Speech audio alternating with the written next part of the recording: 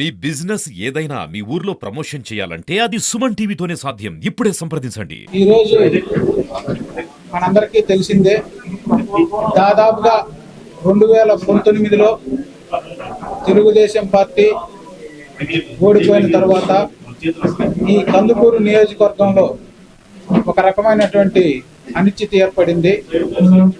ఆ తరువాత జరిగిన పరిస్థితుల్లో కరోనా టైంలో కానీ, ఆ తర్వాత జరిగినటువంటి పంచాయతీ ఎలక్షన్లో కానీ, ఆ తర్వాత జరిగినటువంటి పార్టీ కార్యక్రమాల్లో కానీ ప్రతి ఒక్క కార్యక్రమం మిస్ కాకుండా బాబు గారు ఆదేశించినట్లుగా ఈ కందుకూరు నియోజకవర్గంలో పార్టీ తరఫున ఏ ప్రోగ్రాం జరిగినా కానీ ప్రతి ప్రోగ్రాం కూడా ప్రతి మండల స్థాయి కానీ, కాన్స్టిట్యున్సీ స్థాయి కానీ, గ్రామ స్థాయి కానీ, అలాగే ప్రతి వార్డులో కూడా ఎక్కడా కూడా ప్రతి తెలుగుదేశం కుటుంబ సభ్యులందరినీ పిలిచి ఆ కార్యక్రమంలో పాల్గొనేటట్టు చేసి అహర్నిశలు తెలుగుదేశం పార్టీ కోసమే పనిచేస్తూ వస్తూ ఉన్నాం.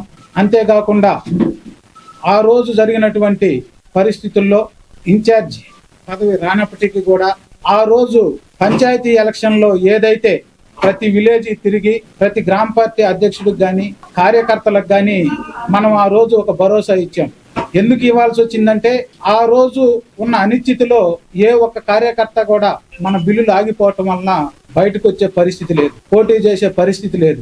ఆ రోజు శివరాం గారు నేను వెళ్ళి అక్కడ ప్రతి ఒక్కరిని పోటీ చేయమని రిక్వెస్ట్ చేసినప్పుడు, ఈ రోజు మీరు వచ్చారండి, మా బిల్లులు ఆగిని, రేపు రాబోయే రోజుల్లో మీకు పదవులు ఉన్నా లేకపోయినా మమ్మల్ని పట్టించుకునేది ఎవరు, రేపు ఏది జరిగినా కానీ అంటే ఆ రోజే ఒకటి చెప్పాను. పెద్దలు శివరాం గారు ఉన్నారు, నేను కూడా వచ్చానమ్మా, ఈ రోజు పదవి వచ్చిద్దని నేను మీ దగ్గరకు రాలేదు, ఒక కార్యకర్తలాగే వచ్చాను. నాకు ఉన్న దాంట్లో మన పార్టీ కోసం సేవ చేద్దామని వచ్చాను.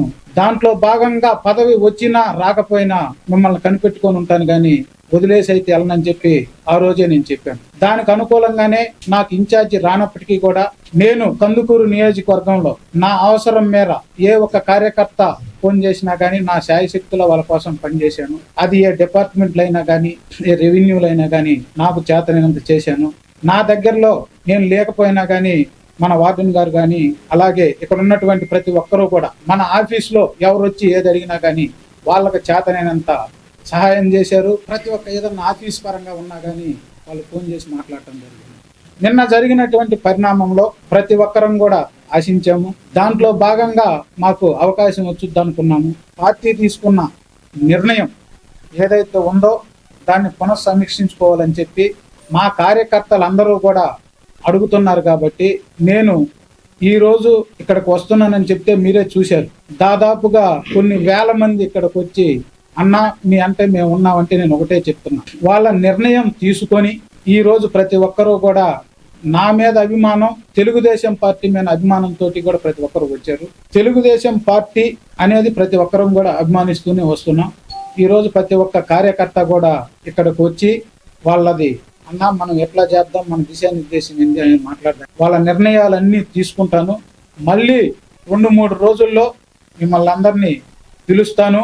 అంతేకాకుండా రేపటి నుంచి నా తరపున ఏదన్నా పార్టీలో సర్వేలు వెనకబడ్డానని చెప్పి ప్రతి మండలము ప్రతి విలేజ్ గడప గడపకి వెళ్ళి నా తరపున ఏదన్నా పొరపాటు జరుగుంటే మన నాయకుడిని కనుక్కొని నాకు అవకాశం ఇవ్వండి, మీరు పార్టీ దృష్టికి తీసుకెళ్ళని చెప్పి ప్రతి ఒక్కరిని అభ్యర్థిస్తానని.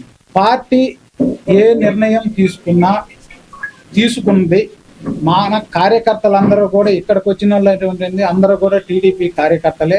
ప్రతిదీ కూడా గమనిస్తూ ఉంటది పార్టీ. ప్రజాభీష్టం మేరకే నిర్ణయం తీసుకుంటది కానీ మనం మారమంటే మారవరు.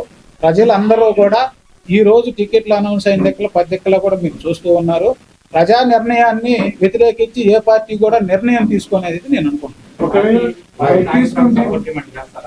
నేను మా కార్యకర్తలతోటి ఇప్పుడు వచ్చారు, మీరందరూ కూడా చూస్తా ఉన్నారు. అందరి సలహాలు తీసుకున్న తర్వాత మళ్ళీ మీ క్వశ్చన్లన్నిటికీ 2-3 రోజుల్లో సమాధానం చెప్తాను. ప్రతి ప్రశ్నకి ముందల నన్ను నమ్ముకొని 4.5 సంవత్సరాలు నా ఎమ్మిడి తిరిగిన కార్యకర్తలు ముఖ్యమైన పదవి కాదు.